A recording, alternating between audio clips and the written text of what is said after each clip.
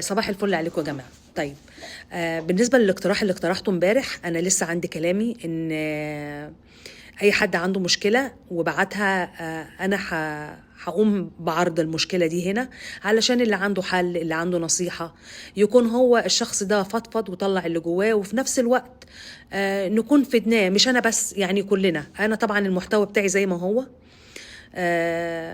اي حاجه محتاجه نقد على السوشيال ميديا هعمل كده، اي حاجه محتاجه اقول رايي فيها هعمل كده. يعني المحتوى بتاعي زي ما هو.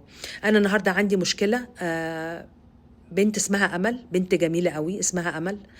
انا عايزاكم تسمعوا المشكله دي معايا وتقولوا لي رايكم. يعني انا شايفه المشكله دي، يعني هسميها ايه؟ وفاء. رحله وفاء، معرفش. طيب، البنت ديت يا حبيبتي بتقول: أنا بنت وحيدة على 5 صبيان، كان عندي أفضل أم في العالم، ضحت بحياتها عشاننا، وبابا طول عمره بيسافر، ولما بيرجع كان قاسي علينا جدا، وقلبه قسوته علينا وعلى ماما شديدة. لما بيسافر بيبعت لنا ملاليم نعيش بيها، وهو كان يعيش أفضل عيشة. وانا ماما يا حبيبتي اتحرمت وتعذبت علشان تعيشنا احسن عيشه، وعانت كتير لغايه ما كبرنا. ولما كبرنا وابتدينا نعتمد على نفسنا، كان بابا كبر ورجع، واحنا اللي بنصرف عليه. المهم ماما مرضت وتعبت، وانا كنت مش بسيبها ابدا، ومرت سنوات وهي مريضة، وانا متعلقة بيها جدا. هي امي واختي وصاحبتي وبنتي. اخواتي ال5 كلهم اتجوزوا، ومنهم اللي سافر بره، وفضلت انا جنب امي، لا زوج ولا اولاد. كان بيتقدم لي عرسان كتير، ورفضت عشان افضل جنبها، عشان تفضل جنبها في مرضها يعني. وبعدها للأسف توفت، ويوم وفاتها حسيت اني انا اللي اندفنت معاها. كل جيران القرايب كلهم بعدوا، وانا دلوقتي اللي بقيت وحيدة. حياتي اصبحت باهتة. بصلي وبتقرب من ربنا، واشتغلت علشان الوحدة، لأني عايشة مع الذكريات، مش قادرة أرجع زي ما كنت أبدا، وما عنديش ثقة في حد، مش بقدر أتكلم مع حد بصراحة، ولا حتى أصحابي. المشكلة أني عايشة حزينة ومكسورة، وبظهر دايما أني كويسة من بعد وفاة مامتها يعني، وبظهر دايما أني كويسة عشان ما ضايقش حد، ويقولوا نكدت علينا. حتى أبويا برغم أني ما شفتش منه حنية فضلت جنبه لغاية أما توفى. يعني البنت ديت وحيدة على 5 صبيان كلهم اتجوزوا، ولما مامتها مرضت وتعبت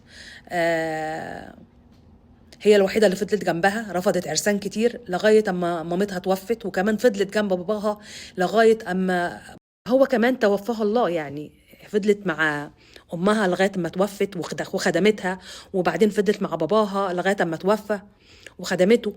يعني بصراحة انا ما شفتش جمال وتربية ولا حنية كده. يعني بجد تسلم الأم اللي ربتك، تسلم الأم اللي ربتك حقيقي. عرفت تخلف وتربي. بس مشكلتك يا أمل إنك عايشة امبارح وسايبة النهاردة. إحنا في النهاردة، مامتك حبيبتي توفت. هي دلوقتي هتحس بيكي وانت زعلانة، فمش لازم تكوني زعلانة. لو حاسة ان اللي هيخرجك من اللي انت فيه ده دكتور نفسي، اعملي كده، اعملي كده، ده مش عيب. مجتمعاتنا العربية اللي شايفة ان ده عيب. بس انا حاسه ان مشكلتك الاكبر انك وحيده، انك وحيده. وعشان كده يعني بقول يا ربنا يرزقك يا رب باللي يعوضك واللي يملى فراغك، لانك انت بنت جميله وتستاهلي احسن واحد في الدنيا بجد. لما تلاقي البيت مليان عليكي بزوج واولاد، بجد حياتك هتتغير. ربنا يا رب يرزقك بالإنسان الصالح اللي زيك، لأنك أنت بني آدمة. يعني أنا ما شفتش في جمال قلبها حقيقي. أنا عايزة يا جماعة أي حد عنده نصيحة، عنده كلام حابب يقوله الأمل، يا ريت ينصحها بيه. خصوصا إنها ما بتفضفضش مع حد، ما بتحاولش تتكلم مع حد، لأن حتى ولاد إخواتها لما تحب تكلمهم بتكلمهم بإذن، علشان أكيد عندهم مشغولين وعندهم دراسة وعندهم مسؤوليات. وهي دلوقتي وحيدة. أنا بقولك صدقيني يا بنتي، صدقيني، أنا عارفة إنك بتصلي وبتاعت ربنا، بس صدقيني ربنا هيعوضك أضعاف أضعاف اللي انتي عملتيه ده. أنا عارفة إن دي خدمتك لأمك مش محتاجة تعويض، بس ربنا دايما بيبص للقلب البني آدم، وانتي قلبك جميل. زي ما قلتلك يا حبيبتي، عيشي النهاردة وسيب امبارح. تفائلي، مش بيقولوا تفاءلوا بالخير تجدوه؟ بصي على طول على نص الكوبايه المليان. اكيد عندك في حياتك حاجات حلوه تبصي عليها لغايه ما ربنا يعوضك بالانسان اللي يملى حياتك. اكيد عندك حاجات تعوضك، اكيد عندك حاجات في حياتك حلوه بس انت لسه مش شايفاها. ان شاء الله ان شاء الله ربنا يعوضك باحسن حد في الدنيا، ويعوض كسرتك وحزنك، ويفرح قلبك ان شاء الله يا حبيبتي. وانا عايزه يا جماعه اي حد عنده نصيحه، اي حد عنده اي حاجه عايز يقولها لمنى، يا ريت ينصحها بيها. سلام يا حبيبي.